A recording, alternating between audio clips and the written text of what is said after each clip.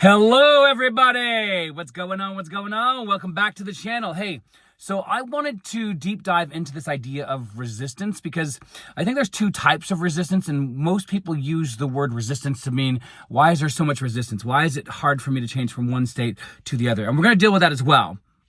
But there's also the resist the devil side of things. And we're going to talk about that because remember, the devil is not some physical being or some ghost-like being or some red dude with a pitchfork.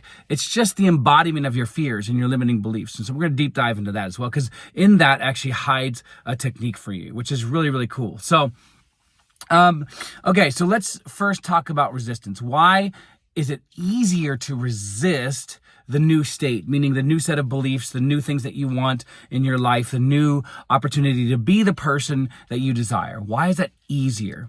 Well, I think you have to think of resistance in its etymology, which means in its word origin. Okay, and so if you break down the word, it really means to like backstand or to stand back, and so it's a form of opposition. So what I want you to do is I want you to hear the word opposition, and I want you to think of military, and I want you to think of what the military does, and I don't care if it's the modern day military or military from 1,000 years ago. The idea is that you are setting up a barrier, okay? You are setting up opposition, okay, to what? Oppose a threat, to oppose something outside of you that you might even think or assume is bigger than you, right? And maybe this thing that's outside of you has access to more things than you, whether it be money or access to more courage, access to more love, whatever it is, right? You're setting up opposition to what that is. Now, that is a perceived threat. Okay, so even in the Bible, there is this moment where the spies are checking out the land, and the verse says something along these lines of like, well, they appeared as giants to us, and then later on it says that they themselves appeared to themselves as grasshoppers. The word see in scripture, in the biblical scripture word, is appearance, but appearance means interpretation, right? And so because you are measuring yourself against something, then you're always going to feel resistance because you're creating a distance between you and the new state and the new desire, right? And so what happens is you're creating opposition because everything outside of you that you're responding to and reacting to is perceived by you as a threat bigger than you, right? It seems hard to overcome. It's hard to pay the bills, to find the money. It's hard to fall in love. It's hard to bring SP back. It's hard to get that house because of escrow. Whatever it is, something that is perceived as bigger than you will create resistance. But it's perception. It is interpretation, right? It is a way in which you have created distance. You have created in your beliefs and in your interpretations a distance that has now created an internal opposition, okay?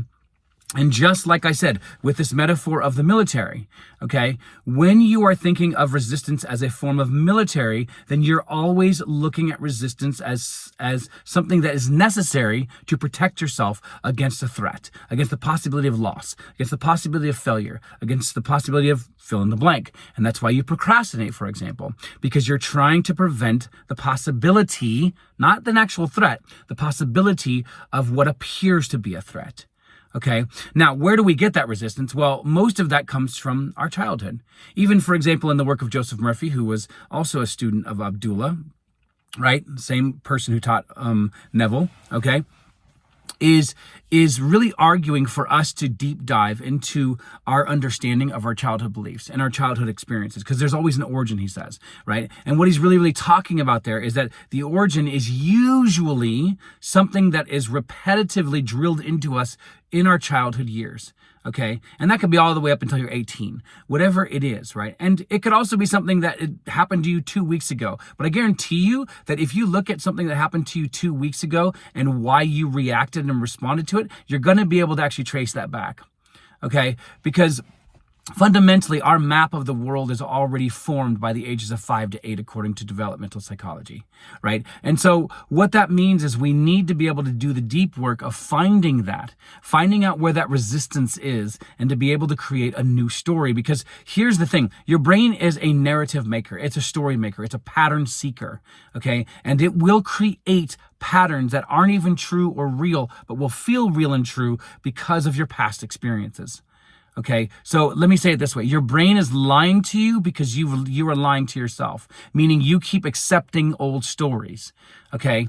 And so you are saying that you end up valuing that. Now, you may not verbally say that to me or to anybody else, and nobody will. Nobody will confess, say, I actually value the old story more than the new story. But that is what is like fundamentally happening. And that's why you're creating resistance, because you find safety in what you know rather than what is unknown, okay? But then there's another angle to resistance here. And I think I have a separate video on this where I break it down a little bit more. Go check that one out. But like basically in the Greek word for resist, like from the actual verse, resist the devil and he shall flee, right? And so the devil is an embodiment of your fears. It's just a metaphor, right? It's an analogy of everything that you have conceived to, consented to, accept, right, as true and sometimes even more powerful than you, okay? And so you're giving your power away when you do this, when you believe in your fears, all right? And so resist the devil, it's very interesting because when you look up the word and you break it down from the Greek, that word resist doesn't mean or has anything to do with the devil. In fact, it doesn't mention the devil, which I find so interesting. It just defines the word resistance as resistance. This is super key and important because you don't need a devil to resist. You don't need to wait for a devil or a doubt or a fear or a situation to be in this new form of resistance. So there's this kind of like bad form of resistance that we've been exploring, and then there's a new form of resistance. So in the Greek, it's very, very interesting, but it means conviction. But really, really, if you drill down into the actual breakdown of the Greek and you modernize it, it's psychological double down. Like what that means is you are getting to the point where you are like, I am this and there's no other option. Like I am the house owner. I am the car owner. I'm not a person who wants a house or a car. I'm the owner of that now, right? I am not the person who is lost in my loneliness, right? I am the person who's married happily with the person that I want, right? And so that is what the other side of resistance is, right? This is the spiritual, esoteric, mystical side of understanding resistance, okay? Is that you psychologically double down. You become. Okay. And the way in which you do that is you become convicted. Now let's break that down as well, because in this is going to be your big tip. Okay. What is conviction? Because I think a lot of people hear that, especially if you're in the Neville community and you always hear, well, you need to be self-persuading or you need to be convicted or you need to know. What does that all mean? Well, let's take the word conviction, right? And use that in a court of law. Okay. So for someone to be convicted, there has to be proof. Okay, there has to be some sort of tangible proof or beyond a reasonable shadow of doubt, right, that there's a possibility of this person being guilty, right? And that person is going to go on the defense to try to prove that they're not guilty, and so on and so forth. Okay, but both sides, whether it's the prosecutor or whether it's the defendant, both sides have to prove. And so conviction is proof. And so what you're doing is you're looking in your world through the new lens, through the new emotions, through the new perspectives, through the new speech, through the new mental speech, as in your inner conversations, right? Watching what you're saying and how you're saying it and when you're saying it. All of those things actually matter. And so that's how you are creating the conviction. That is how you actively create and become.